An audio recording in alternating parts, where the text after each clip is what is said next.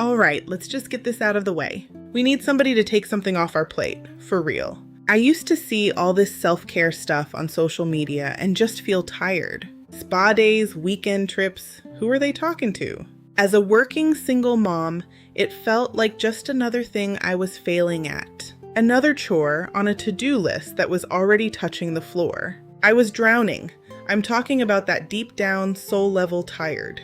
The kind where you're juggling work deadlines, school pickups, doctor's appointments, and a mental list of 1,000 tiny things, and you can't even decide what to make for dinner. That decision fatigue is real, y'all. I was on the fast track to burnout, feeling hollowed out and just going through the motions. The turning point for me wasn't finding an extra hour in the day.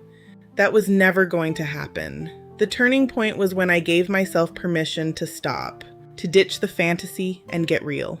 I stopped looking for an hour and started fighting for minutes. And I'm gonna share the actual, unglamorous but life-changing things that saved me. My first shift was creating a boundary between my worlds. The drive home from work used to be pure chaos. My brain would be buzzing with emails while also stressing about homework and what was in the fridge. I'd walk through the door already tense, irritable, and with nothing left to give. I was bringing all that stress right into my home with no buffer. So I created one, right there in my car. Before I even get out, I stop. I turn off the engine, put my phone away, and set a timer for 10 minutes. That's it. Sometimes I just sit in complete silence, letting the day fall off me. Other times I do what I call a brain dump, and I write down every single thing swirling in my head.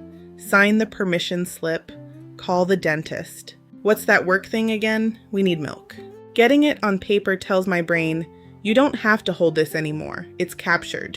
But here's the part nobody tells single mothers. You have to give your brain permission to be off duty. This 10-minute stop is me telling myself, work you is done for the day. Mom, you is about to clock in, but first, you get a minute to just breathe. It doesn't magically do the laundry, but it changes how I walk into my house. I walk in calmer, more present, and ready to be the mom I actually want to be. My mornings used to be a frantic sprint from the second my alarm went off. Before my feet even hit the floor, I'd grab my phone. Instantly, I was flooded with work emails, news alerts, and everybody else's needs. I was starting my day reacting to the world, already feeling behind before I'd even had a sip of coffee. So my second shift was to reclaim the first minute of my day. It's so simple, it's almost silly. I keep a full glass of water on my nightstand. The absolute first thing I do when I wake up, before my phone, before anything, is sit up and drink that entire glass of water. That's the rule. It takes maybe 60 seconds. Physically, yeah, it rehydrates me. But mentally, it's a declaration. It's me saying my needs come first. Before I give my energy to my job, my child, or my inbox, I'm giving myself this one small thing. It's a quiet moment to anchor myself in my own body. It flips the script from reactive to proactive. You cannot keep pouring from a cup everybody feels entitled to. This is how I add the first few drops back into my own cup before the day tries to drain it. Sleep is the foundation of everything, but for us, it's the first thing to go. I used to fall into bed exhausted, often after staying up way too late trying to get one more thing done, only to scroll on my phone to numb my brain. I'd see these elaborate, multi-step, wind-down routines and just laugh. Who has the energy for that? Collapsing on the couch with your shoes still on? That wasn't laziness, it was survival. My third shift was embracing the good enough bedtime routine. My only goal is to make it so simple I'll actually do it, even when I'm bone tired. It's a flexible, 10-minute surrender. First, I plug my phone in across the room.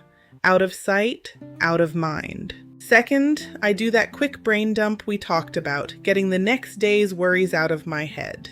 Third, I do one tiny thing that doesn't involve a screen. Sometimes it's just tidying one surface, not the whole room, just one small table. Sometimes it's just reading a single page from a book. The magic isn't in any one step. It's in the repetition. It signals to my body that it's safe to rest. This compassionate approach acknowledges my exhaustion, but still prioritizes my need to recharge. It's not selfish. it's strategy. These small shifts, the 10-minute boundary, the 60-second anchor, and the good enough surrender, are not glamorous. They won't make for a pretty Instagram post, but they are real, they are sustainable. And they taught me that caring for myself isn't about adding more to my plate. It's about building in tiny moments of rest that make everything else just a little bit easier to carry. Caring for yourself is not taking something away from your children. It is protecting the person they depend on most. You don't need to transform your whole life today. You just need to choose one small act that proves you matter too. So, what is one thing you can do for yourself this week without apologizing for it? Tell me in the comments, because another single mother may need your idea. Thank you for watching.